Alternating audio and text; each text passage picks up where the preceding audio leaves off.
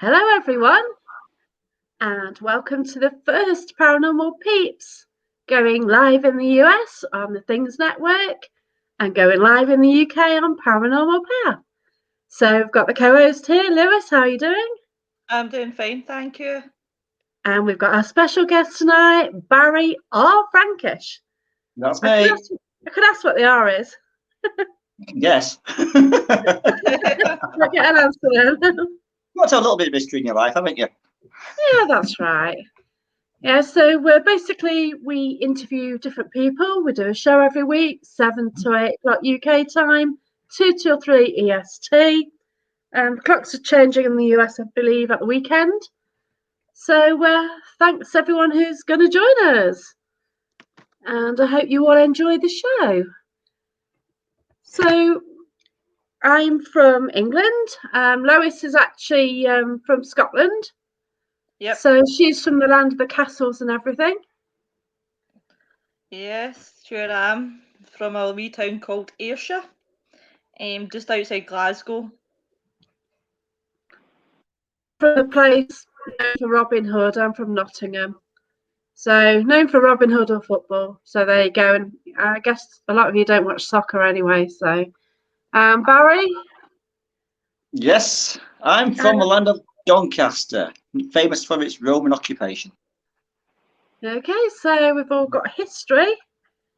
So we usually start the show with asking how you found paranormal and what your first experiences were, Barry. How I found paranormal, that's a long time ago. Either way, it's I found it by books. I've always had a fascination with things unknown, but when I was younger, I used to like watching the programs like Hammer House of Horrors, the old British Paffy type films, the old proper black and white films, and no CGI. Arthur C. Clarke's Blood of Strange Powers, that kind of stuff. I used to love things like that, and then I started getting the books, and these books had all different subjects. I don't know about paranormal ghosts and things, but all these books had so many different subjects. And I thought to myself, one subject what jumped out at me was ghosts and hauntings. I think that stuck with me, to be honest with you, and that's the path I follow now. Oh wow, that's brilliant. So, have you ever seen a ghost? To be honest with you, I've been doing this 150 years now. I've not seen one ghost. 150 years. That is so cool. I've seen strange things, but I wouldn't say I categorically seen an actual apparition. No. So, when you've seen strange things, what sort of stuff have you seen? It's weird because one of my most prolific experiences happened just a few years back in Doncaster, and I'm not sure about US state. I mean, I know you guys in the US have yard sales and things like that, but in the UK we have what's known as a car boot sale. There's set locations for these car boot sales. So what happens? You fill your car with stuff you don't want anymore, drive to this location, and sell things from your boot or your trunk. And I love things like that because somebody can accumulate some wonderful things. And I was driving this one particular morning. It was sunny, so it wasn't about 5 a.m. It wasn't overly dark, nice lit, no rain up road, and I was in good spirits, not under any medication whatsoever. Driving down this particular stretch of road, on the way, because obviously in this country we drive on the left, on the bankside where the grass is, something quite low came to me. I thought it must be a rat or a rabbit or something quite like some kind of gamey type animal. As it actually ran across into front of my car. Now my headlamps are on, my side lights are on, and as it ran into the centre of my car, it just seemed to fade and disappear. But it wasn't a rabbit, it wasn't a rat or a fox or anything like that. It was the image of a brown boot. Now, yeah, it's quite distinctively. It looked solid, but it wasn't solid. It's hard to describe, like fluid, like you can see through water. It looked a little bit like that, and it seemed to run in motion, but no sooner had I seen it, it disappeared. Now, I still question this to this very day. Now, did I see something supernatural? Did I see like a replay, or did I experience something my brain couldn't understand? So it put it into a format I could understand, and something I could recognise, like a brown book. Wow. But like I said, to this very day, I still don't know what I saw. Yeah. And you just kind of not expecting anything like that, obviously. They tend to find as well, with my experience, if I look for something, I won't find it. It finds me when I'm not looking for it. Oh, wow. Yeah. But they often say that if you do see something, you can catch things out the corner of your eye or when it is unexpected as well. Exactly. Yeah. So, I think you make it worse for yourself by actually searching for these things. And if you oh, I search, don't know. it's the case of seeking, you won't find. You won't find. Well, I don't know. I am finding. I'm Sometimes finding it's it a lot. better. Sometimes you're just better expecting the unexpected. Yeah. I don't kind of go out to expect anything. I hope to see something, and generally something happens. Mainly noises and things you tend to experience. I mean, nine Yeah, out of 10. flashing lights. Yeah, so 9 out of 10 times you find you hear something. It's obviously a lot of people do suggest. I like my photography, like yourself, Jacqueline, Oh yeah. and I do want to find that ultimate picture. But you tend to find no matter what you do, you cannot get that apparition at that time. It doesn't work that way. You can't set up. Everybody smile, please. Everybody come in, and it don't work like that.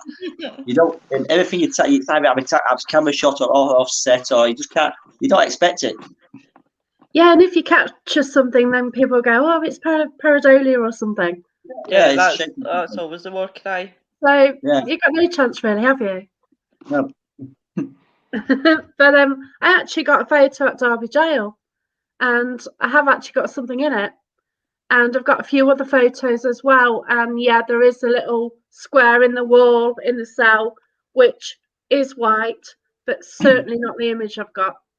I might share that on social media, but I just know people just slate it because that's what people do, really. Yeah, exactly. I mean, you could have the most tangible evidence possible, but someone will debunk it. Yeah, that's right. So, but I find a lot of the time when I'm getting things through, I can't film it. I'm not filming it. Yeah. If you get your camera out, you then get an issue, don't you? Yeah, there's always something out back go, or you're not this out of focus, or I mean, in a world of technology, there's as you know, the UK is so cameraed up. I mean, and no one's truly caught anything on camera yet. I mean, is there anything there to capture after all? Yeah. I mean, you thought we'd have something by now. That's right. But, you know, there are one or two images. You do see them floating around, don't you? But you just question it to the nth degree all the time. Oh yeah, yeah. And, You've got to question it all. I mean, it's yeah, healthy to question. It's healthy to question, but you got to do it in a format that's it's constructive. yeah, that's right. Yeah. And Yeah, I think the definitely. problem in the paranormal world is that sometimes when you are trying to be constructive, you're accused of being a bully. When you're trying to turn around and say, well, it's a simple of it could be a case of, it could be this or it could be that, or you're trying to bring people down, and I think that's just the wrong way to go about it. And then I think I that's why agree. some people clamp up because they don't want to come out and turn around and say, well, this is my opinion, for the fear of being mocked or being called this, that, and the next thing. That's the problem. I agree there. Yeah, I mean, there are people out in the paranormal realm, as you know. There's people doing it for years. They enjoy it. I mean, like myself, I love doing what I'm doing, and I mean, I'm not one of these who'll post something every day of every night of the week, because I don't get that kind of evidence. It doesn't work that way.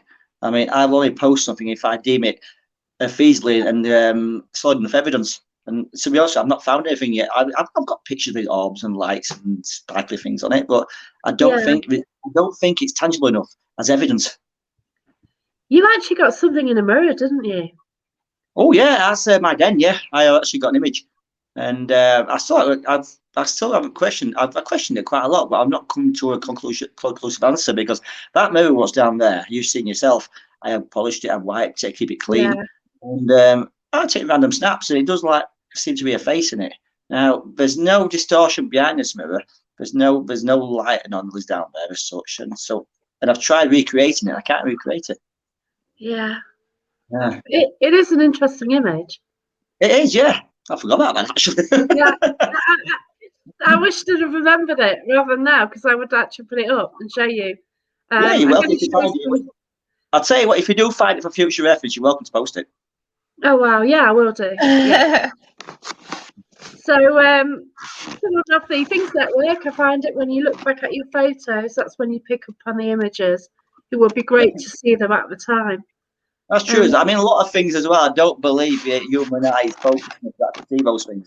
I mean, as you know, digital photography these days is a good thing, but it can be easily manipulated as well. I mean, as you know, 35mm film in the old days. If you actually caught a photograph of something, you had backup evidence on the negative as well. You don't get that with digital film, digital That's cameras. right. Yeah. And there used to be the issue with the digital cameras anyway, and the orbs. Yeah, we still do, because I mean, even to this very day, a lot of camera manufacturers do state how orbs actually work, and it's because these lenses are so finely tuned and so easily manipulated. Because I mean, you imagine this. I mean, we've got technology now. We can see just millions of miles into space. I mean, that is some kind of lenses that will have a lens that finely tuned. It's going to pick up stuff what's not there. Yeah. And Yeah, I mean, I've got better as well. it's so easy to Photoshop as well. And Oh yeah. yeah, It's it true. is. I mean, everyone's got a mobile phone these days, as you know. And Yeah. you go onto Android, your app stores. They're everywhere. You put a photo app, or even type in photo alterations. You'll get hundreds of these things. Oh I yeah. mean, they're quite good for image clarity and things like that. The old-fashioned photographs you can recreate and make a bit more sparkly, a bit more newer, but they can be easy moved as well. It's like you see these top models in these newspapers and magazines. Foam shelf shop a little bit too much and look too fake. And you can tell. You do it too much, you can tell. Well, there's that famous image, isn't there, of that woman? Is it Raynham or Paul? I'm not sure about that. Basically, it's an image of a lady, sort of Victorian dress, walking down this staircase, and you can sort of see through it. But that was debunked years ago. Oh, But for I know years, what people photo you're actually thought talking that was about. the real one. Is that the white woman on the stairs? Yeah, that's it. Yeah. I've seen that photo, and I've seen it going round the paranormal groups doing its rounds. Yeah, because now everyone's saying, "Oh, it's an app." Because you do then get the apps which put a little ghost in the corner as well, don't you? About it, all these apps, like those apps you see like that. I mean, they are quite distinctively, noticeably different. You can tell they're faked. You can tell the image. It's a generic image they use, and it's too ghostly-like. I mean, ghosts don't dress like with lanterns and whatever, and you can tell they're too movified. Yeah, and then you sort of get the images of fire extinguishers, which are say ghosts. Do you know you were taking the thoughts outside my mind there? I was trying not to say anything about fire extinguishers, but Well, I've got some fire extinguishers at den, and they don't move around. To be honest with you, they stay where they are. They're quite well behaved. Yeah, for everyone watching, basically, there's a group in the UK who actually appeared in the newspaper because they'd captured two little girls, I think. And it's quite obvious to anybody who actually looked at the newspaper, it's actually two fire extinguishers. So, yes, they kind of lost a bit of credibility there. Yeah, and the problem there lies there in itself. People are too wanting to remediate, they're too wanting retention. So anything becomes paranormal. And like I said, fire extinguishers. I mean, come on, put some effort in it. It's in every hotel, isn't it, really? So everywhere you go. I mean, every shop, every unit, every block of flats, even my den, I've got fire extinguishers. Anywhere the public's invited or must attend, they've got health and safety regulations in place. Fire extinguishers. I mean, what we're going to use? Giving them some kind of health and safety briefing next time you go in. That's right. But dear, there's so many places. Obviously, you go and you're trying to go in total darkness. We do that. I'm not quite sure why, because they say it's better for your sensors. But you've always got those green lights, haven't you? Even smoke alarms, with a little flashing lights on them. Oh yeah, flashing. Yeah. Oh yeah, I see a flashing light there. Yeah, it's not paranormal. It's a smoke detector, or it's some kind of like carbon monoxide machine. Yeah. Right. So what I thought I'd do is actually share some photos of you then. Oh God! I hope not them particular ones. I hope these are quite neat and quite not after 9 p.m. I've seen them, Barry, and I was quite shocked. I must have to say, I had to shut my eyes like that. I could say it's the ones that you sent me. I hope I sent the right file. I hope I sent the right file towards you. So dear. This is Barry looking really serious. That's my author image. That's my newspaper. Even more serious there. That's my newspaper image. And the Halloween image. That's my museum image. That's brilliant, that is. That's that one was taken at what's it called now? Oh, what's it called? Mother Shipton's. Oh, okay. I've never been there. Yeah. So, for people watching, what is it about that location? What's it like? What is it? What is Mother Shipton? Cave. It's basically she was like a seer, or people consider she might have been a witch in a day. But there's a well, and everything what gets put into this well or nearabouts gets petrified and turns to stone. But they don't believe it's witchcraft to this very day. They believe it's because of calcium in the water, and eventually everything what gets dripped on enough actually does turn purifies and turns to stone. Okay.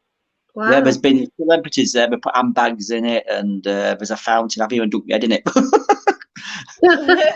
Yes, not to turn yet then. Nothing to damage it there, so you're all right. But no, it's a lovely day out. That is an image of my book. The book. My book, Restless Realm. Yes, based on a little bit about my beliefs and perceptions towards the paranormal, what people may expect who are new to the field, a few little pointers, and also a few little true stories local to my area where I live now, Doncaster. As well as a few instant tips, because as we all know, this day and age, not everyone's got a lot of money, so there's some money saving tips in there as well.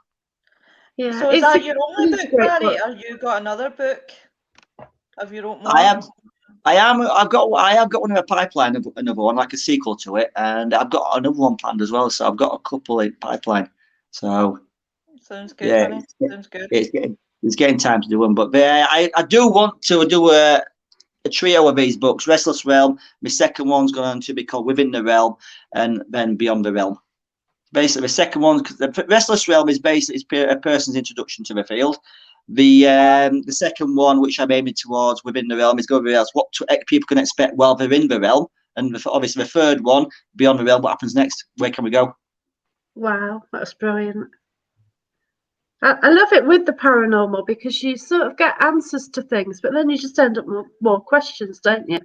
There's the answers you'll never answer. I mean, No. you speculate. As you know, with paranormal is built on speculation and guesswork. Yeah, it's so hard to prove anything, isn't it? It is. The only thing you can do is not prove something. Like, say there's a flashing light, and you've ruled out all the options, and then why is it happening? And you then can't say why it's happening, can you? Exactly. There's no scientific reason. Nope, and there's no machinery out there that could detect a ghost, because how can you detect something you don't know what it's made of, what the consistency of? And we just try what we can, don't we? Really, and just see what we can get. And yeah, definitely. It's just brilliant. Right, your book then. Where is it obtainable from? It's available for Amazon, Amazon UK, Amazon US. In fact, most countries do have a variation of Amazon. You can have a type Restless Realm in or Barrett Frankish, and it will pop up. That's cool. And in the UK, it costs £5.49. I'm not sure if that converts into US dollars, but it is quite a cheap book because I didn't want to overprice it. It's small, but 100 pages, and even if you read it once, pass it on to somebody else, it'd be much appreciated. Yeah, it's cool. I'll read it again. Yeah. It's a great read. What I'm downloading the night on Prime then. That's brilliant. Okay, that brings us to the next photo. That's my chair. Your project. My den, yes. Now, in the centre of Doncaster, there's a shop called Enchanted Way. Now, that's my partner's shop. It's new age, spiritual, cultural gift shop in a way. And senses, fragrances, spiritual stuff. And people with that kind of influence, it's a lovely place to be. Now, below decks is where I own the Underworld. Basically, it's the actual cellar of the shop, and this shop used to be, we believe, was a butcher's in its day, and there's still activity down there. Now, I've taken this basement over and created what I call the den, and it's I've set themed areas up, such as the living room area. I've got a scrying area with scrying mirrors. I've got a deprivation cupboard. I've even created what is known as a spirit photo booth, like a modern photo booth, but no cameras in it. You can take your photos, you sit yourself in it, pull the curtain across like you did in the old photo booths, and start doing selfies. That's the only place I like mobile phones to be taken as well, to be honest with you, because downstairs it's all old-fashioned technology used. Yeah, I'm so lucky to have been invited there. It's a wonderful place, and a few of us were invited. A few on the first time out, wasn't it? Really? It was, yes, it was basically introduce it to the public. I've had a few more people down there, and I do collaborate with evidence what people do come up with and take notes. I do not give too much away because I don't want to influence people's experiences down there. But even during the daytime, it is no windows down there. It is pitch black. But apart from a light and a clock, you don't know what time of day it is. So 2 a.m. could be the same as 2 p.m. And that's another feature of it, isn't it? It is, yes. I mean, paranormal doesn't just happen during the evening at night time. It can happen during the day as well. It just that we are too influenced by modern technology and our everyday lives to notice what's happening under his noses. Yeah, that's it. So we've got some more photos then. Yep, that is that's one of my dolls. The cross you do see on the back of the crucifix on the wall. Now that is 19th century French. Wow, that's brilliant. There's pictures. And where did you get a lot of the items from? I get donated a few items. I look around charity shops. People do. I search. I'll find things with interest. Maybe paranormal, maybe not paranormal. Because I'm not saying everything down there has a paranormal attachment. It doesn't. There's a few items down there which may or may not be curious to the paranormal minded people, but I'm not giving people any influence whatsoever. I'm just letting people make their own minds up, and people who can pick up on these things will know what's genuine and what's not. Yeah, that's right. It's great that way, isn't it? It is. But then different people can pick things up where others won't, because people work on different levels, don't they? Exactly. Yeah. Because I mean, like you mentioned before, when you came, you had a funny feeling at the bottom of the stairs. I've had a couple of people. I had a problem actually walking down the stairs. Yeah. Yeah, it's like I was being held back. It's like something didn't want me to actually go down the stairs. Yeah. And then when I got to the bottom of the stairs, I felt a bit shocking. I think my head was a bit funny. Yeah. I mean, I know it's below ground level, but I mean, and that's not. But it's not enough to make that kind of difference. There's only a few steps, so it shouldn't make too much of a difference. Yeah, you did say something about. Well, we'll go on to the ghost walk in a bit anyway. There's something about Doncaster, isn't there? But we'll mention that. So there's another photo. That is the seance table. Oh wow. Yeah, old-fashioned seance. Everyone sits around the table, and there's all links hands, and lights go out, candle gets lit, and it's good old-fashioned seance. There's no technology. I would love to do an old Victorian one, an old Victorian seance. I would love to be dressed up. That's the sort of thing that I would love to do. Yeah, well, dress up and do the Victorian that's one. what I'm aiming towards. What's down there is all genuine, all oldie worldy fashiony stuff, and I think to make yourself a trigger object as well is a brilliant thing to do as well. Get dressed up, be part of that experience. Can I just say it's beautiful, Barry? Thank you. That is not a spirit, and if you notice, that's Chris. And if you notice, I'm in the background. There's a small child behind his leg. Oh, sorry, that's a fire extinguisher. Yeah. And I'm in the background there, and that's the first trip we did. I've left my jacket on the chair. That's right. It's me, like not editing photos properly. There you go. Oh, that is me in my ghost walk attire. Yeah. So you decided to contact local council and do a ghost walk? I did, yes. Something I've always wanted to do. I mean, I do have a friend in York as UK people know, probably US people know as well. York is probably or if not one of the most haunted cities in the UK for its history. I mean, it's York's a wonderful place. I mean, so is Edinburgh as well, for that matter. But Doncaster is of a similar era. In fact, older Doncaster, but it's still not. It hasn't got a city state. Doncaster's a town. It's got about 312,000 people, but it's still not got city status. But it has a history. It's been a Roman fort. It started its day and age as a fort called Danum or Danum, and it built from there. It's got so much history involved. I thought Doncaster does not have a ghost walk. I thought, we've got the history. Why not? We've got the ghosts. Because people don't know about them. So I contacted the council, the events department, and I said, look, I'd like to do something like this, put Doncaster on a map as a paranormal hotspot, and it may get people involved and stuff. And I decided, they contacted me, like, yeah, I'd love to do it. So next year, I'm going to have regular walks and tours. But we said, could you do us a favour? What's that? I said, can you do an Halloween special? It's a bit short notice. I said, but yes, I'll do it. I'll do it. And I jumped at the chance. And one of the busiest times of my life at the moment. We've just done it, just completed it. I got a good turnout, good responses, good reviews. And hopefully I'm doing a Christmas special as well. Oh, that's brilliant. Oh, wow, Barry. I might try and get to that one now. Yeah, I'll be wearing my same attire, my long coat, my Edwardian bowler hat is genuine, and I've got my cane. I dress for part, and there's a few actual bits and bobs I forgot to mention on the first tour, so they'll be added to that tour. Right, so we've got a few more photos then. This is yes, that's me in my attire crossing one of the roads in Doncaster and pointing towards, I believe at that time, what is known as the Blue Building. Ah. Yeah. Wow. Yes, that's quite serious there. That's me strutting my stuff. It must be weird to have a load of people just following you. It is strange because I mean, as people, as you know, I mean, for the last 4.5 years, I've been doing radio work, and people don't see your face, and you can talk. But I can talk to anybody, to be honest with you. And I thought this is different. I mean, this is my hometown. I live in Doncaster. I thought I'm going to get some right stick taken out of me. But I mean, everyone were brilliant, and I think what it is as well, no one recognised me. It was like for me.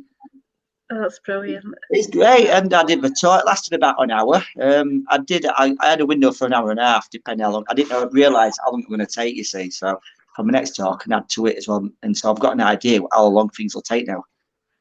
And people, cool. I mean, I did have as one of the pictures what local newspaper did, and it's myself on the steps with all the crowd behind me, and it was brilliant. I loved it. That's cool. It's like, as long as you did and everyone did, and it's just a night out, isn't it? It's brilliant. I think that's the way the thing is. I mean, if you feel passionate about what you do and enjoy it, it shows in your work. That's right. And if you're enthusiastic about something, then somebody else is going to be, aren't they? I mean, I'm not an historian by all means, but I've learned a little bit more about the history of the local area. There's more to learn, and I've been looking through the archives. And I know me local haunted history, so I've been mixing history with the hauntings. And I mean, you can't have one without the other, to be honest with you. I mean, with haunting, you will get history. Oh, I'm having trouble now. It's not moving. Oh. Trying to be clever here, aren't I? Let's see if I can change this one. No. You broke it. It's stuck on that photo. Oh well. So yeah, it was interesting while I was showing the photos. But Von really enjoyed it. So I enjoyed it myself. It was a great night. I enjoyed it. I mean, all that preparation and work, I thought I was a bit nervous about it. I had my assistant Jamie with me, brilliant, and we got kitted out, did the walk, and I thought I've got access to buildings and things I normally don't get access to, and I had council backing. And it was a great night. For everyone involved. It was a free. I weren't charging for it. It was a freebie for people, for local townsfolk. And from what I've understand of people, I mean, they all thought it's different. It's brilliant. I like it. We need more of it. That's fantastic. Definitely. To put your sort of, it's not a city, is it? Is it a town? No, it's a town. We are looking to get a city status, to be honest with you. But to be honest with you, I think it's good. I think it's nice as a town. Yeah. And it brings the town closer together.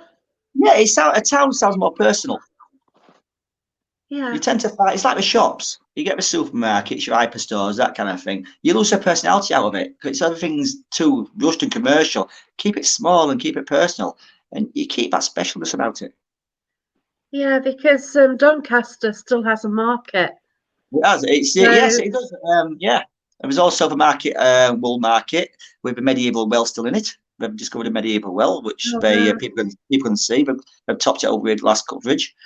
You've got all the underground history, where the marketplace is. You've got Cold Store Top, where the walk started from, and that in the old days, late 1900s, that was where they kept all the provisions, and obviously called Cold Store Top, and it's where you just keep the supplies and provisions. So to probably local tell people. Wow. Yeah, it is an interesting place because I've actually been to Central Doncaster once. Yeah, and some of the buildings are just so fascinated. Yeah, I agree. It's like many towns and centres. I mean, you've got the modern architecture popping up everywhere, but people these days are too engrossed in walking around with their face in their phones all the time. Yeah, that's If people could put the phones down for a minute and look above ground level, look at the buildings in Doncaster is a perfect example. The buildings from at height, but you can see the old architecture, the old buildings, things you wouldn't normally notice. I mean, I urge everybody, just put your phone down for 10 minutes, walk around somewhere your local area is, and you will discover something you never knew were there. Yeah, definitely. So I've got, let's line that up. So it's a shame we cannot get into more of the buildings, yeah.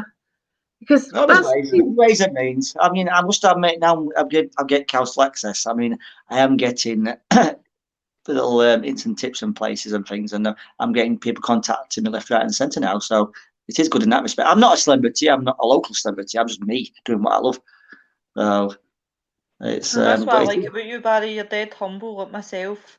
I like to think so. I'm not one of these who'll chase the limelight. I mean, I do. I mean, at the girls' tour, it felt weird being in the public eye. People following me, watching me, doing what I'm doing, and I thought, do you feel weird at times? But I enjoyed it. You forget. It's like my radio work.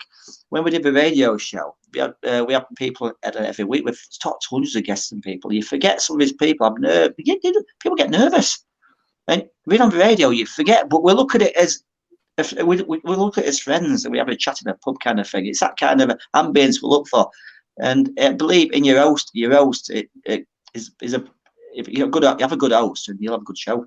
I mean, that's the same as me, Barry. Mm. When it comes to like tonight, I was dead nervous because it's going out all over the world, but not just that, because like obviously like yourself, I was like, oh my god, and I kept saying to myself, what if I get tongue tied? What if I say this? And I'm forever getting. I mean, I'm forever getting tongue tied. To be honest with you, I mean, I get goose brain and all sorts, and we forget things. But as we know with the show we did, we do go off on tangents and things. It becomes a conversation rather than a show. And I think a good show, that's how a good show should be. Like we're talking now between the three of us, and we've got guests watching. I mean, it's like you forget people watching you talking. It's like two people on TV. I mean, I have actually been invited on a TV show a while back, but I declined it. Because I don't think I've got the face of TV. I've got a perfect face of radio. Don't put yourself down. You'd be cool. But I enjoy doing what I enjoy being little old me. I mean, I'm not, as I said, I'm not bothered about chasing limelight. I get ratings up there and things. I'm the exact same. I mean, see if I get one person watching me, Barry, I'm quite happy. See if nobody watches me, that's totally fine. It was the same philosophy behind my book as well. I thought I've always wanted to write a book, and in the UK we had the lockdowns due to COVID, and I thought, what better time to finish my book?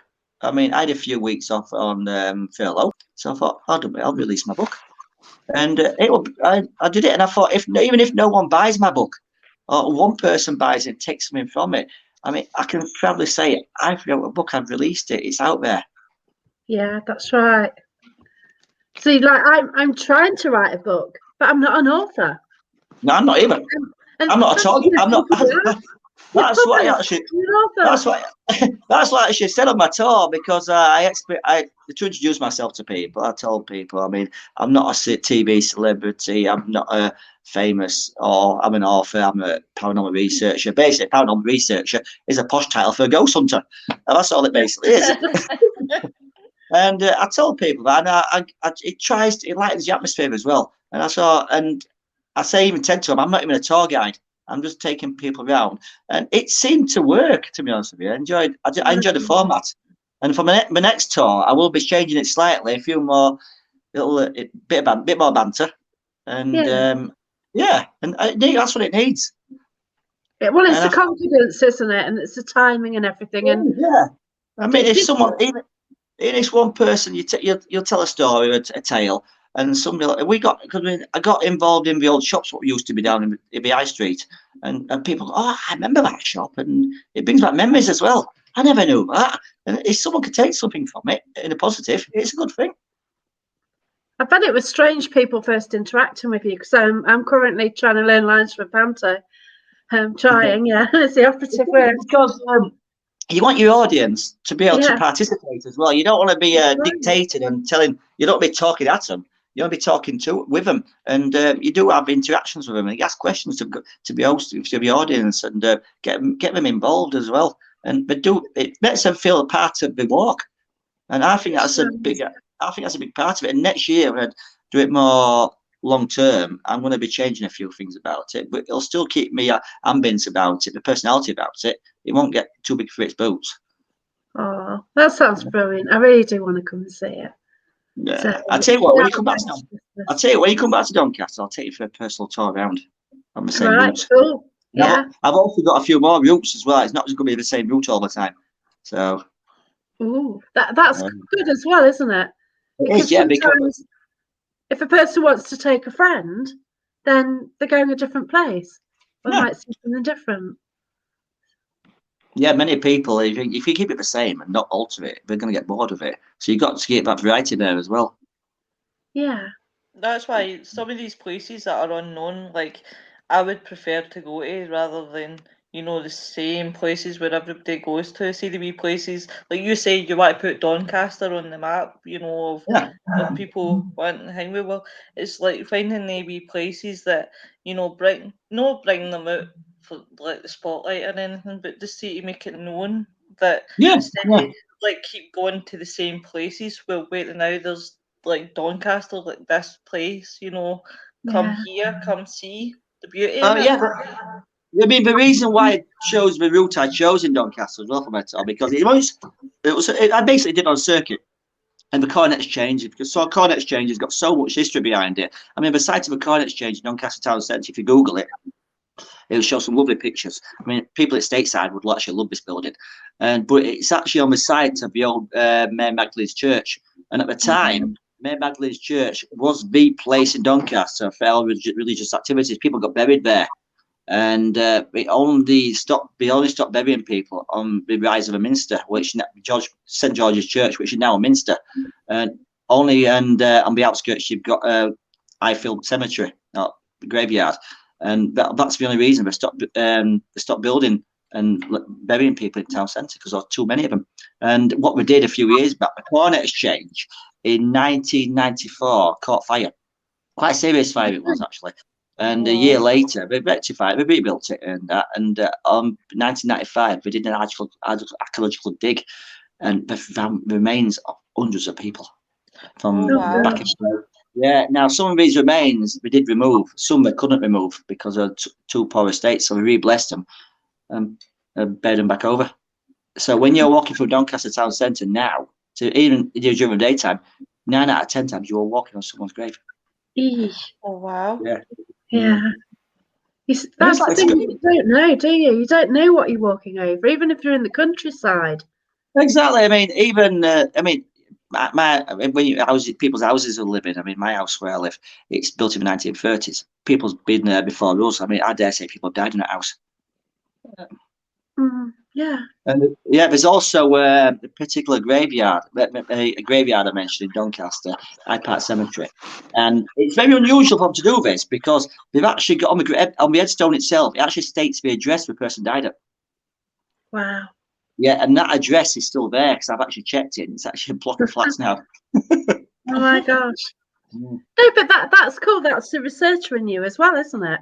Exactly. Yeah. I mean, I'll go to someone's house. It's actually a big house built into little like bedsit flat places, and it's. So you think to yourself, that building. I wonder if you actually know that. I mean, would you actually go around the graveyard and actually tell them, yeah, your house is on the thing. So died in that bedroom. I mean, to some people might freak them out, but I mean, to me, I think I'd love something like that. It's history. It just shows history again. People have come and gone. Well, to be quite frank, my granddad died around the corner in the house, and I've never told them. I would actually like to go in there again. Yeah. Just intrigued, really. But yeah, you're not going to mention it, though, are you? No, You know, I mean, say you catch them outside, are you going to say, "Oh, by the way"? well, it's all right. I can use it for my next tour. Go past someone's house and point it up at someone's bedroom window. Never know what you get though, do you, if doing that? No, I mean, like I said, with Doncaster itself, it's a perfect example. I mean, it's all. I mean, there's negatives about Doncaster. People look at local media, even worldwide media. It's been slated for its. It's been talked about a few times in negative ways, but there's positives as well, and people forget. I think that's the same as anywhere, Barry. Like, Yeah. there's good and bad where you. I mean, Exactly. where I stay, it's good because obviously Jacqueline's been right. But apart from that, it has got beautiful sights, and do you know when you live by the sea, Yeah. it's really good. But then on the other hand, people will slate it because of like people are addicted to drugs, things like that, and you know it's good and bad everywhere. But what you're doing, Barry, fair play to you. You know you're putting it out there on the map and saying no, wait, no, there is the whole. Yeah, I mean, I said, I mean, there's good, like I mentioned, there's good and bad everywhere. I mean, you can have a most beautiful city in the world, you're still gonna get crime and unsociables, aren't you? So no matter where you go, I mean, Doncaster no exception. I mean, if I give something, I mean, I've lived in Doncaster now 20 odd years, and at first, I mean, when I first moved to Doncaster, the first thing I noticed was the bus stops were a different colour. I mean, and I say I got used to living here. I mean, the people. I mean, some people are brilliant. I mean, the townsfolk. I mean, some of the buildings are beautiful. I mean, but people forget. They walk past these things every day, and they don't realise. I mean, you're walking past history. Yeah, well, I certainly notice the buildings because I park near this hotel. Yeah. It's like a crescent. You just park on this little road outside this beautiful hotel.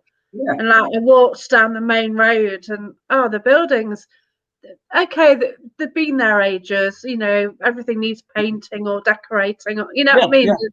But they're just beautiful, aren't they? If you can see the pollution and everything. And exactly, there's a building in Doncaster. It's actually an hotel in the town centre, and actually contacted the proprietors of this hotel. And I know Edwardian building, and I said to him, I'm doing a tour. So I went round a few buildings and companies and in the older buildings, and asking for his experiences, people's experiences from customers, from staff. And this was part of a tour. I'm still doing it. I'm still looking around. I'm actually going around businesses, places, and I'm asking him a question. Is this place haunted? Have you had any experiences? And I've had quite a lot of responses. But I'm not saying every building is haunted, because it's not, because the hotel, the proprietors I spoke to, they said, even though this is a beautiful old Edwardian building, the strangest thing to ever happen has been nothing's ever happened. Which I like the honesty.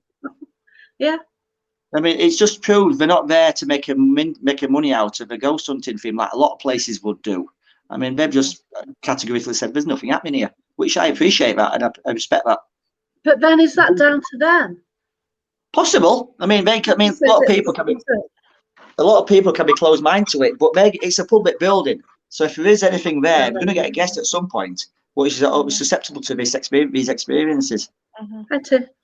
There's the same as, like, I find, I don't know if it's like the same with you guys down in England, but I find, right, you contact most places and you're saying that you're interested in, you know, checking the place out, and you go around the long way for a shortcut to try and explain what you want to do. And they'll go, no, not interested. And then they'll come back to you and say, right, well, we'll give you the place for this time to this time, but it'll cost you £600 for one location. It was never interested in, you know, paranormal, but then must have sat and thought about it and then come back to me and said, right, £600. Yeah, I mean, that's a problem with some places as well, because some places do see it, the paranormal, as a money spinner, and which is in a way, that's where the commercial aspect comes into it. That's what spoils it. I mean, the genuine people do. I mean, I've done it. I mean, I don't make a lot of money out of it, to be honest with you. I love doing what I'm doing, and I'm getting publicity from all this. But, I mean, I can take it or leave it. I'm quite happy behind the scenes. And but say you do get certain locations are popping up and claiming to be haunted, and they'll get the newspaper. They'll get first thing they do is get newspapers involved, and newspapers love this kind of stuff. Yeah, that's right. Yeah, They'll definitely. jump, then also then what'll happen? It'll get advertised as being in newspapers. People come in, and people get told it's like it's what's called now. It's what's called as suggestive hauntings, and you tell someone a place is haunted, they'll start to believe it. Enough people believe it, they'll start creating things that aren't even there, and as an experience, and people start believing these experiences, and before you know it, you've got like a tourist attraction. Yeah, It's like Chinese whispers, really. Yeah, It starts exactly. off small and then it just goes and works its way around. And I think the more the places, like people hype up places, the more the money goes up. Yeah. If you get definitely. some TV company involved, and we'll put from say £150 a night, it'll just £500 a night. Yeah, that's right. I believe that's wrong. I mean, it's all very well making a living out of a dead, but you do it in a respectful way. I definitely couldn't agree more. I mean, I've never been intrusive. I've been respectful. I mean, when I've got investigations, I've been invited to places, but I treat, whether it's something better or not, I'll treat them as a living person. I'll respect them as I expect to respect myself. That's right. And that's where a lot of them a lot of people fall down.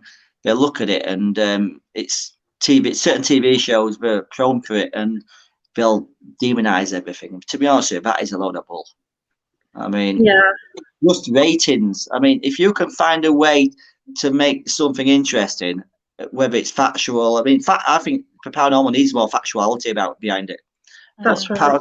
Yeah, instead of more comical and more CGI. yeah, basically, yeah, a more aggressive manner towards it. It's just gone all. It's what's happened now. People have gone to a certain. They've got to a certain degree. They've got ghosts. People aren't happy with ghosts anymore. They need to up the ante, and they're creating demons now and things like that. What's going to be next? The devil himself.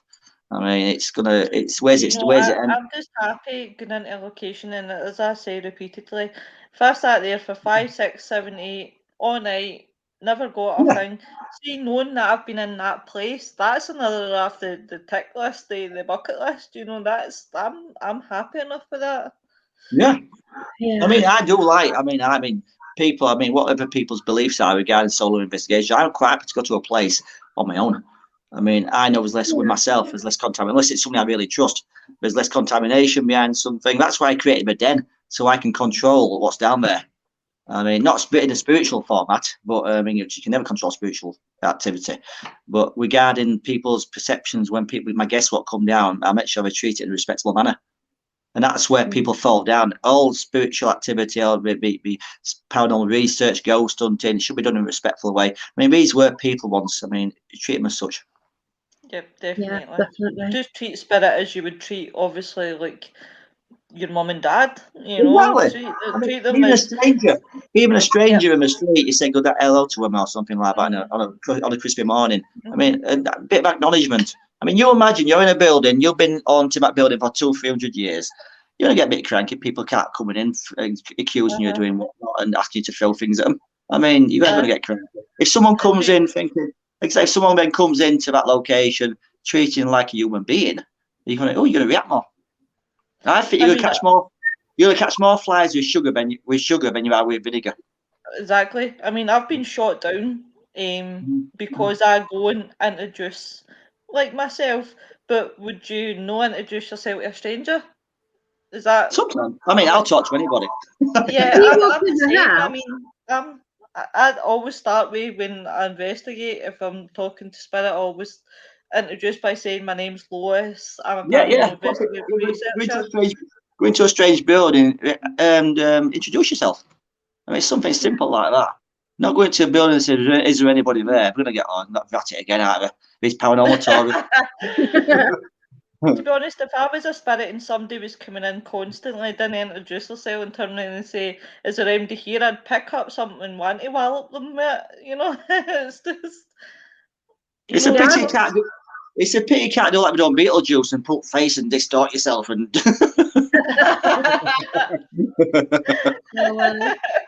But I mean, like I said, I don't consider myself a celebrity. I'm not. I mean, I'm just little on me.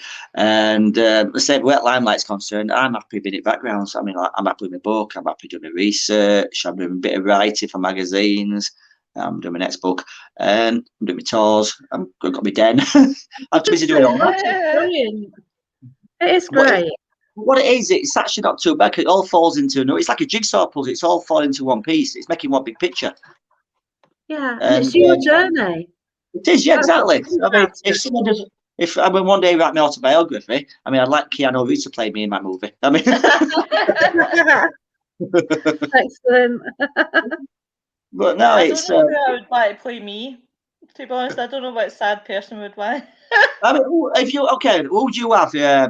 Who would you have playing you? Would you think? I mean, ideally, would you have a? Angelina Jolie, maybe. How about you, Jacqueline? I've no idea. Jesus. No. Never thought about that one. But then again, my life is not interesting enough to make a life story out of. I mean, I don't believe it is. I can't imagine anyone wanting to play me, because why would you? I don't. To be honest, as Weird, long as isn't I it? had Dwayne Johnston as my husband, then I would be more than happy.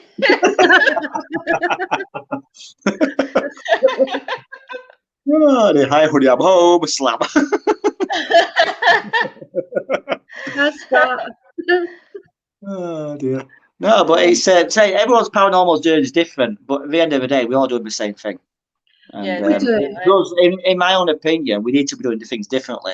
I mean, we've all seen the format. People go into a building, is there anybody there? It's not working.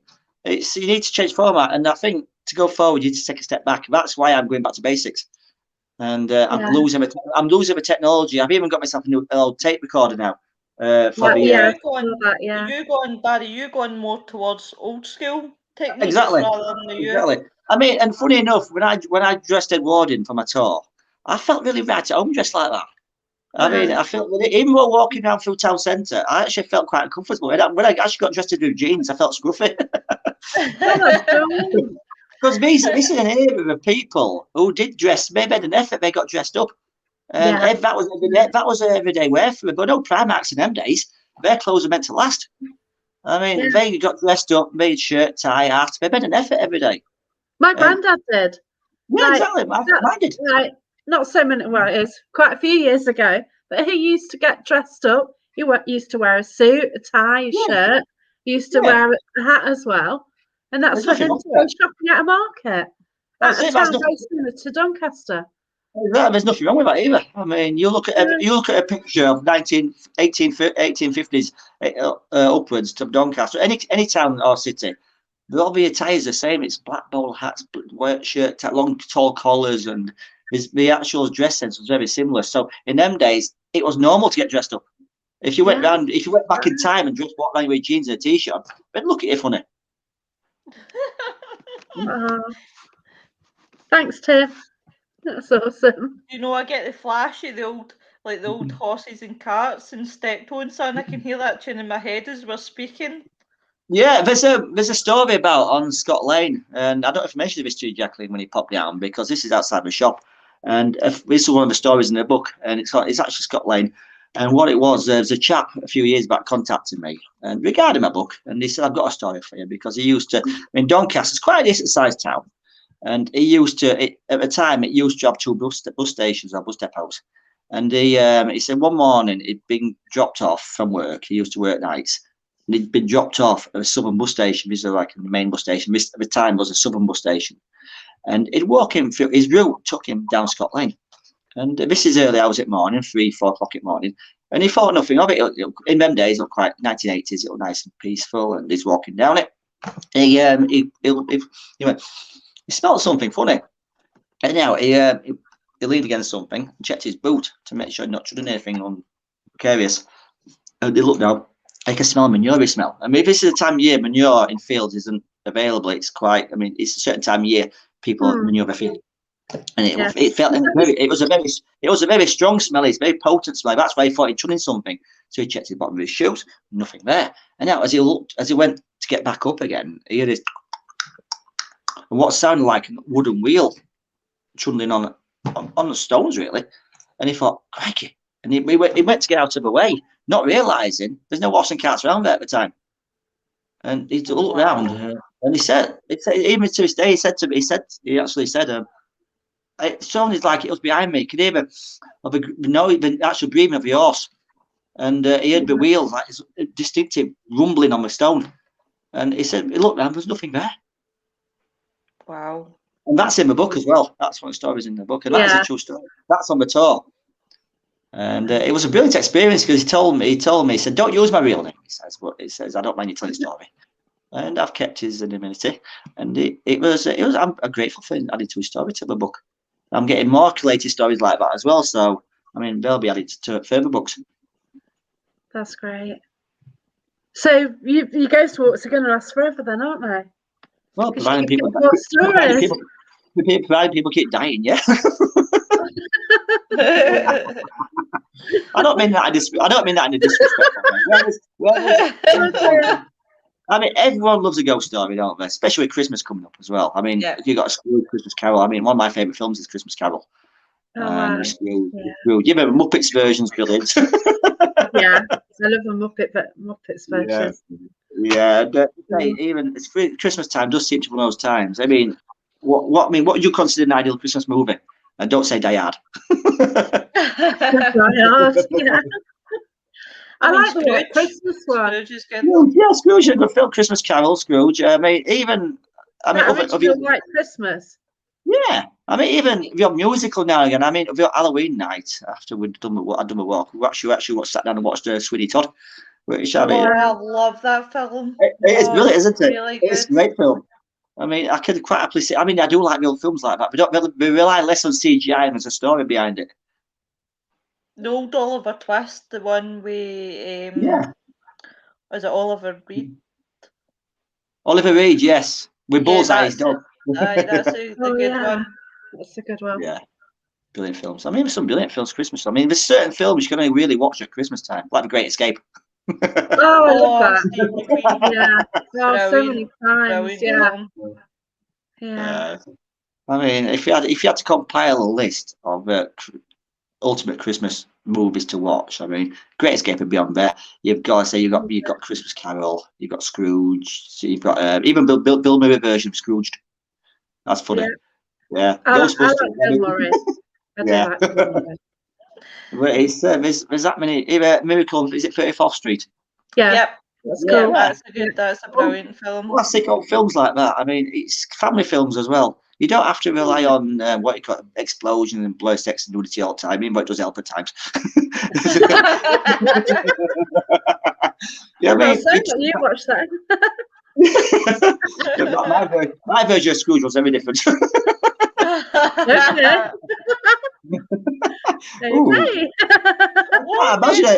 I can't imagine an R-rated version of Scrooge. Can you really?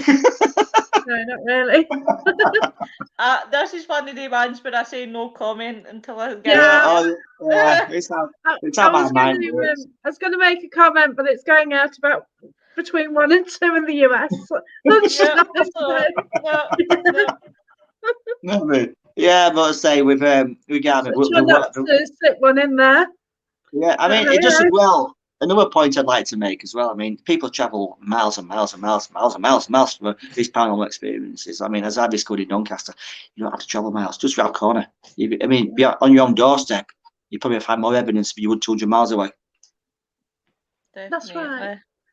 I mean, especially you with Scotland. I mean, it's a lovely country. I mean, so much history. It is, and I suppose when you're going back to saying when too many people are in their phones, blah blah blah. Until I took up ghost hunting, I wouldn't have seen much of Scotland. But see, like when I took up ghost hunting and started going out to places like in Perth, Edinburgh, Glasgow, and things like that, I started looking about myself and going, there is actually more than I've actually seen. And I used to come down to Plymouth. My gran used to live down in Plymouth, and I absolutely loved Plymouth. I loved going about and seeing things there as well. So it was really, really good. I mean, you imagine. I mean, Scotland. I never passed Scotland and England. I had the best relationship. I mean, but it doesn't matter where you come from. People with a paranormal interest, It could be Irish, could be Scottish, could be Welsh, could be American, could be Chinese. It doesn't matter. I mean, it brings people together. It brings people together in a good way.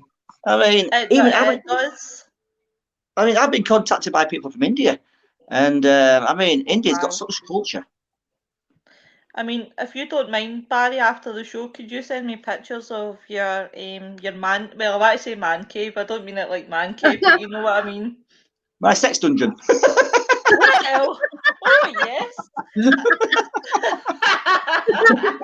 Back to basics, Murray.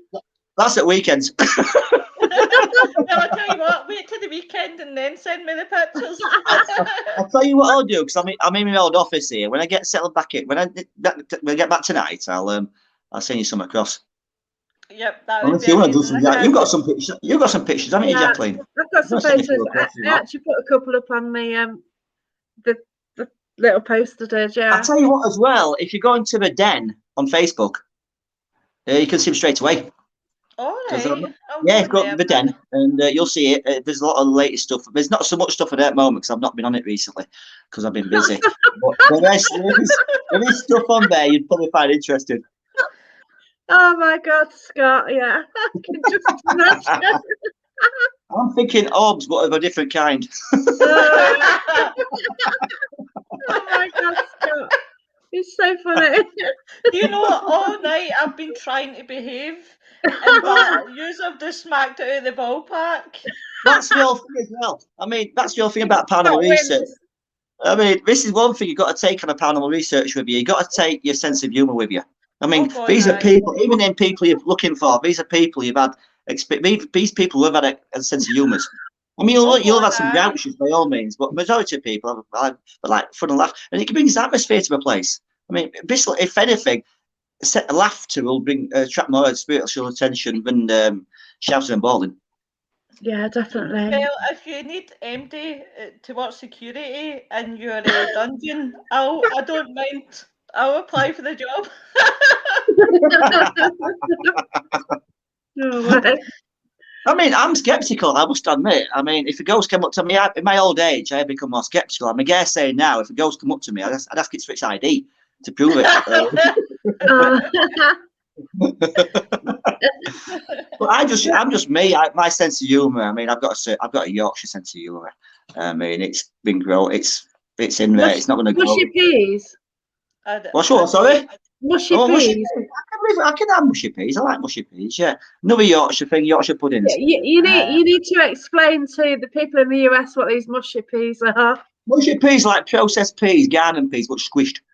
And the bright green. The bright green. Actually, funny enough, when we actually process the brown, the greens are food coloured. So start off looking like something a dog leaves behind, and they make it green. Yeah, basically. It's not the actual greenness. It's not the pea colour. What's in there? I mean, if you saw its real colour, you'll think, yeah, dogs film that up. And have it with mint sauce. So garden mint. That's do you know what, guys? I'll never look at mushy peas again. Pie peas. Have a winner. Pea soup. Yeah. And onion soup as well. French onion soup's nice as well. Yeah, that's it. Yeah. So this pea idea is not that bad then, is it? Not really. No. I mean, what about Yorkshire? In Scotland, you've got your haggis. You've got. Oh God, I mean, no.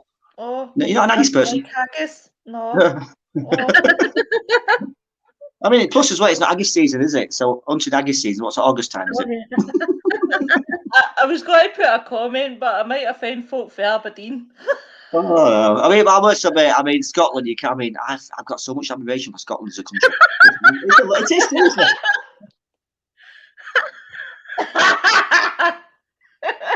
Yes. Now, that's another one. Spotted dick is basically like a bread and butter pudding with raisins and things in it. In case it's not a doctor's ailment. It's Oh my God.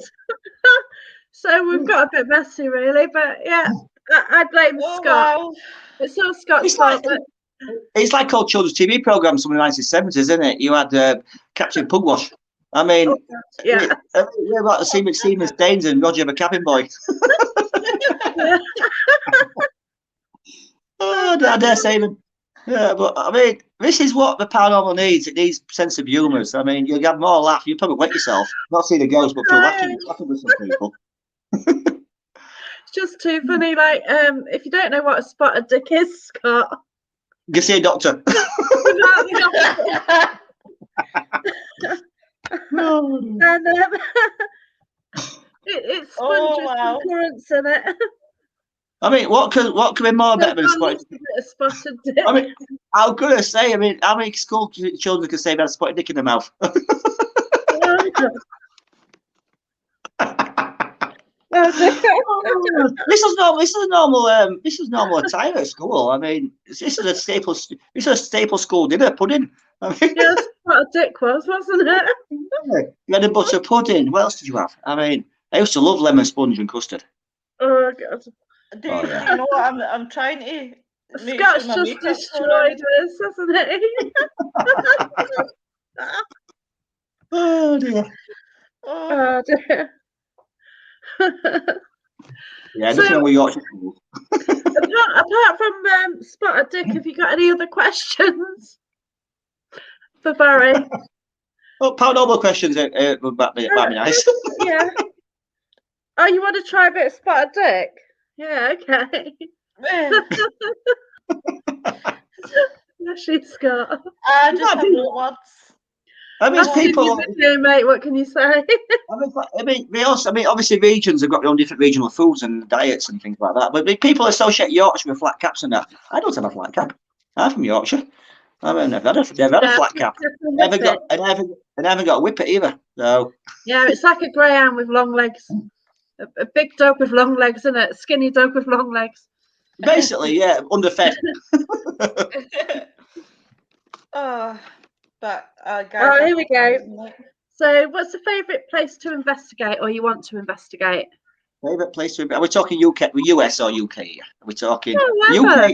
Okay, To be honest with you, Oh. I am going through I'm going through a stage. I'm looking at railway ghosts and hauntings because I mean, so where I come from, you've got West Yorkshire, you've got Pontefract, so much history, similar age to York, and the old railway tracks and the old stations. Some are still there, and there are accounts of paranormal activity on these stations, and there's one in Wakefield, one in Pontefract, and I do like the aesthetics behind the old train stations, the old days of steam trains and things. There's something romantic about it as well, and some of these old stations are still in place in situ. Some have been modernised, but the aesthetics and the designs are still there. Yeah. They're certainly made to last as well, weren't they? Some Exactly. beautiful ones in Yorkshire, like exactly. North Yorkshire Railway. There still exist. The stations are still there, steam trains and everything. I've actually investigated a station before, a couple. It's like Wakefield. Are you into Wakefield? I've driven through it. Well, sort of got stuck in traffic in Wakefield. Well, I used to live and work there, and the Kirkgate train station. Yeah, Kirkgate Station, roughly about 10-minute walk from where I used to live. And for me, it was an easy haunt. And there's only a small station. It's like a commuter station for your local commuter trains. And one particular incident was there's supposed to be a Victorian lady under the subway between platforms 1 and 2. And I've been a few times and not seen anything yet, but there's still time. There's station still there. It's been modernised a little bit, but the subway is still in the same location. The platforms are still in the same location. So why not?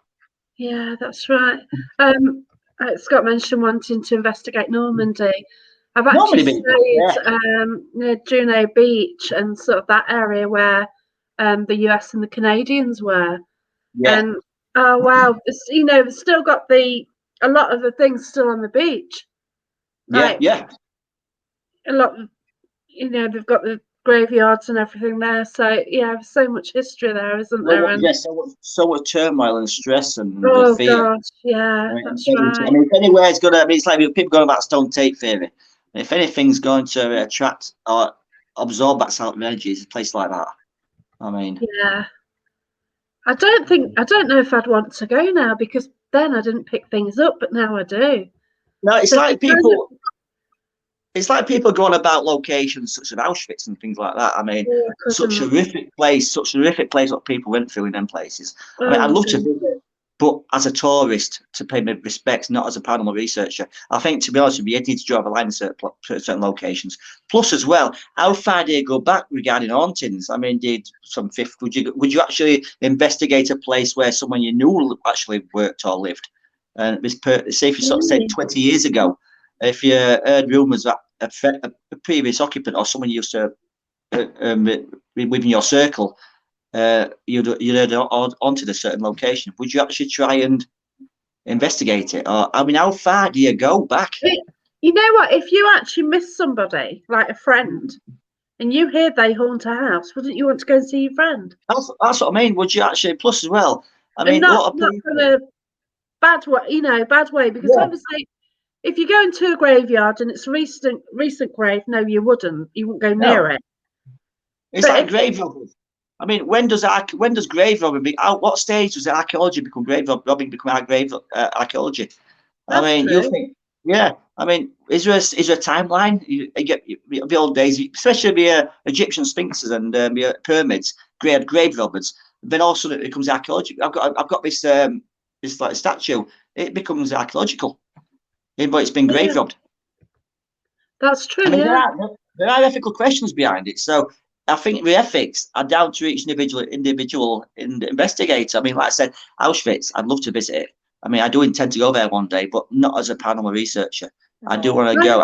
I know people who have been there, and I would look to visit just to pay respects for it. Anything. Yeah, I feel that I would go, but yeah, it would be hard Yeah. I mean, because, especially I'm not for empathic people as well. oh gosh, yeah, Yeah. just seeing the Yeah. photos anyway, it's quite, Yeah. I mean, oh yeah, I dear. mean, these are, and it's not just that. You got these cabinets full of personal items like glasses, Oh shoes, no, clothing, oh and dear, it's yeah, these are Yeah. people's belongings. Suitcases still packed with people's belongings in them. oh gosh, Yeah, yeah, yeah, and not just men, women, it's children as well. I mean, oh I know. yeah, yeah, I it's mean, sort of, I one right, mean, on my list that I would love to do is Chernobyl. I'd love to do that Chernobyl. now Beth's been there. now that's interesting. Yeah, yeah, Beth's been my last. She's been to Chernobyl. Oh And wow, we're not letting people in now Wow. because we've had like some kind of issue with it, so we're not letting people there anymore at the moment. No. I'll tell you how daft I am. Right, this will give you a proper laugh. We're sitting watching a film with my man one night, and it was called Chernobyl Diaries. I've And seen. I've seen. and sitting watching it, and my mind goes to a hunter, right, with questions and everything else. And he said to me, right, he said, "Never believe anything that happens in films." I said, "Right." So then I think it was the next night, I think it inspired him to watch a documentary about Chernobyl. And I says, "What are you watching?" He says, "Watching a documentary about Chernobyl." And I looked at him like that and I went, "Is Chernobyl a real place?" And he went, "Louisa, how dark can you be?" I was oh like, my "But you told god, me not to believe everything that was in No, but films." I was like, I mean, you put a perfect point there. I mean, when paranormal stories, investigations and stuff, when the media and movies get older things, I mean, how far do they stretch them? Like the spirit boards, for example, Ouija boards, whatever you want to call oh them. yeah, demons. I do love these things, but if you create a film based on a spirit board and all they do all night is just contact nothing, people's not going to Yeah, watch it, are they? So that's right. we need to put that element, we need to sex it up in a way, so to say, to make it more interesting for people to buy or to watch it. But now, it's like, do you remember the Got Conjuring going film? again. You remember the Conjuring films? Yeah. "Yes, I've Yeah, seen, the first I've one, seen the first one." the first Conjuring with a family, I think a family of 5 or 6 of them. Now we've actually interviewed on a radio show, Andrea Oh Perron, the eldest wow. daughter. Yeah, a few years back, we actually interviewed her, and I won't go into the whole story, but she basically from what she experienced about film, Hollywood for her is Holly weird. They say they altered it so much. If they'd known how much she altered it, her dad would have let them do it. Oh wow. Oh wow. Yeah. But it's like anything. You're making a film, especially especially there's a franchise involved. They're gonna just do what I can with it, like your Annabelle dolls and stuff like that. Every doll now is haunted, according to some people. Oh gosh, yeah. No comment there. But then Tim, that comes back down to the same as when people are looking for trigger objects and they go and spend like hundreds and because Eva, people just bump up the prices. I've got a haunted doll. Now the doll could be worth something, and then No, it gets I mean, pumped up. As soon. I'll to be honest with you, one of the best trigger objects you can do is old coins. yeah, I mean, that's old right. coins are cheap to purchase. Old pennies you can buy for pennies, basically. And old Edwardian money, especially in the UK. I mean, this is so easy to get hold of. But people do use replicas. But if you're going to get some kind of coin, I mean, get the original for cheap enough. I mean, you imagine. I mean, old threatening bit, for example, old UK money, old shilling. I mean, how many people's hands has that been through? How many? I mean, in my den, I have got a ID card from the 1940s, from war times. Yeah. And Wow. it's only cardboard. It's got some of those details in it, information. And now they actually kept that on them 24 hours during the war every day. That was personal to them. So if anything's going to obtain energy, even something made out of cardboard like that, it's going to retain it. Yeah. And that's downstairs in my den right now. As well as other Oh, paraphernalia and personal items. I mean, personal items are better if you're going to use glass spectacles. I mean, things what people wear every day. I mean, they might not realise something as simple as a pair of spectacles. I mean, that's going to retain energy. Yeah. But that's what they do with psychometry, isn't it? Exactly, yeah. Somebody picks up on these things. Say, oh, yeah, can you pass us a ring? And they say what they get, and they pick up relatives or they pick up a link to the person. But exactly. Yeah, it's brilliant. We did get a question from Tim then. Your favourite piece of equipment? My favourite piece of equipment, I would say, apart from a torch, a flashlight is essential. I like my cameras. That's the only modern technology I tend to use, the cameras. But I do like, it's hard to say, really. I mean, I've gone through a stage of technologies. I've gone through, and I've found nothing really works for me. But I'm back to basic. Ooh, that's true. I've just seen that. Yeah. But my favourite piece of equipment, I would say, I am looking into photography. I do like my cameras. Yeah. And but say you tend to find as well with a lot of these cameras, if you know how to use a camera properly, as you know, Jacqueline. Yeah. Speed. Exactly. I mean, low light. I mean, I've got a couple of nice low light cameras. I've got a nice Sony one. I've got a nice Olympus one. Built it for low light photography. And but then again, you don't have to. It doesn't matter if anybody out there wants to use cameras. It doesn't matter if it's $100, £100, or a $10 camera. It does the same job. I mean, you've got as much chance as catching something on a $10 disposable camera as you have a $200 camera. I'd just say turn your flash off. Exactly, just be in the right place at the right time. I mean, what the best thing to do as well is random photographs. Don't give yourself regimental areas to photograph.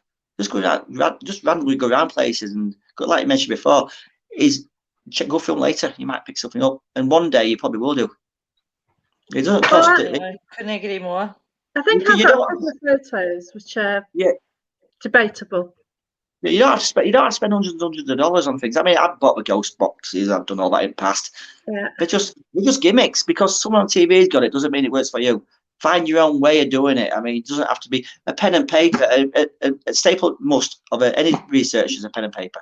Because what's the point of not somewhere simple, go to a location, check things down, not just the actual internal temperatures, outside temperatures. Is it raining? Obviously, rain creates noise, leaks, drips, and stuff like that. What's it like? Is it moonlit? It's just simple things like that, because even simple moonlight creates shadows. That's right. Inside indoor, outdoor temperatures, noises, fluctuations, witnesses. It's a case of state of mind as well. I mean, are these people under any sort of duress or stress? Are they on medication? All this, alcohol even. All this has an effect on people's experiences. I mean, speak to witnesses. Best thing to do is word of mouth. Don't just if you do get third party accounts, by all means, but try to find a source first. And the first person experience is always the best. Exactly. Yeah.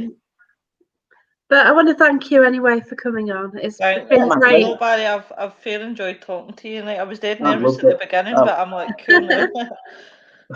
Hey, I'm the guest. I should be nervous, not you. I'm just like that. That's that's a little tip for you. I mean, basically, just talk to whoever your guests are in the future. Speak to them as you would at street or at supermarket. Treat them as a friend. You won't go far wrong. Well, thank you, Barry. That means a lot. My pleasure. Cheers for that, Barry. That's Thank cool. you. And thank you so much for watching. Thanks everyone for everyone. watching. Thanks particularly from the US, UK, or anywhere really. Much appreciated. And US viewers, we're not always balmy in the UK. We're just a few of us are. And oh wow, this guy. More nervous as a guest than a host. Yeah, because you don't know what they're going to ask. And it's That's all true. trusting the person asking the question. And that's another thing as well is we've been at radio show for 4.5 years. You never intentionally try to trip a guest up. Never. I mean, always ask questions. You'd be quite happy to answer yourself. Don't go out. I mean, you've seen these TV shows where people try to manipulate and try to belittle the guest. Never do that. Always treat a guy treat us with respect, and you'll get it back. That will make a good show. Oh, bless you, Kathy. I was, and I had a tech issue, and it was that bad. Lewis had me on the show, didn't you? Started asking questions because I just felt an idiot because they were talking to me on a show, and I couldn't hear anything. It was like, I had one a few months back. It was a Japanese show. I actually got invited on a Japanese show. Oh, brilliant! There was about 8 of them, and I didn't know where I was going to be. I was nervous about it. But how's this going to work? And I weren't on for long, to be honest with you. But I mean, the Japanese culture has got so much paranormal behind it, and so much superstition. I mean, it was nice to look at it from their point of view. Yeah. But there were so many people involved, you didn't really get much airtime yourself, you see. So that's another tip as well, is don't try to overfill it.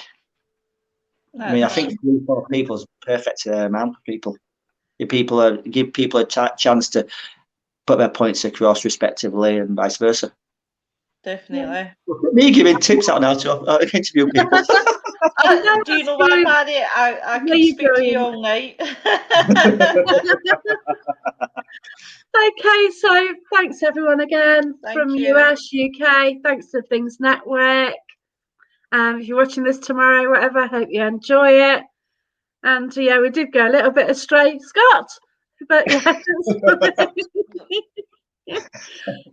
Just want to mention coming up, so the 11th of November. So it's going to be 2 till 3 EST, 7 to 8 UK time.